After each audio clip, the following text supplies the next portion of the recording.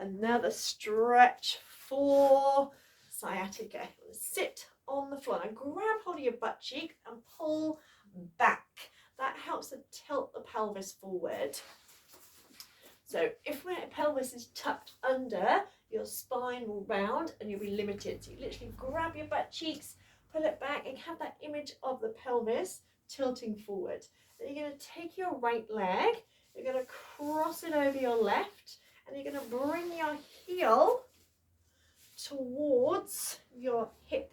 So you're on the side edge of your foot.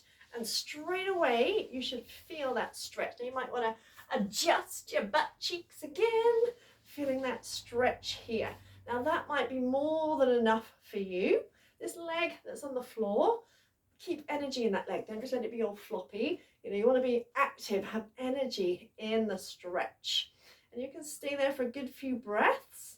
If you want a bit more of a stretch, hinge forward and try and reach your toes.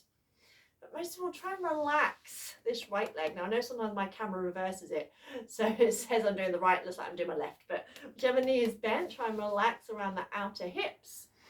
And you might hinge forward, so you're going to stretch. You'll also be stretching out the sciatic nerve in the straight leg. So you're getting the sciatic nerve in both legs. If you can, and I'm not very good in this position, but if you can manage it, you can bend the straight leg as well and try and bring that foot beside your hip. Now straight away I can feel it outside my hip joints here, both sides. So you need to make sure that you can relax, make sure you're not tensing the body, because you're trying to release tension, not create more. So if you find you're gripping, then stay in the first variation and stay until you feel that area relax. The body, we have what's called the Golgi reflex, which is basically your body's protection mechanism so that we don't, stretch too far and injure ourselves. So the longer we stay in a posture, the more the body relaxes. And when you've had enough, just release and come out slowly. Don't rush. It's also good for the knees. And then you simply do the other side. So you take the left foot across, bring the heel towards you. You might want to move the flesh of the calf muscle, just smooth it out the way. So ideally, this knee is resting on my right knee, and you're on the side edge of your left foot.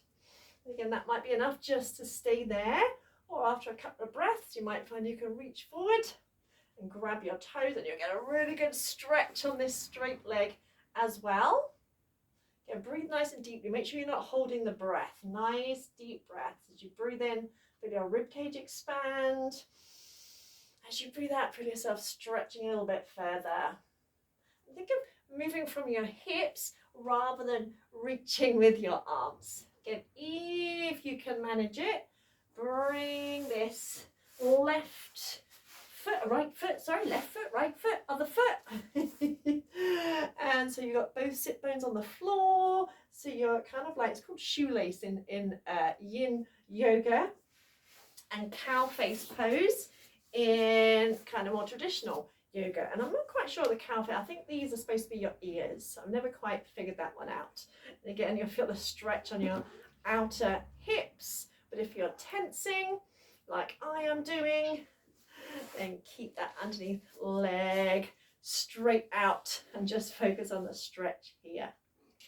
Yeah, do that a few times every day for the next week or so, and you'll start to release and stretch out your sciatic nerve.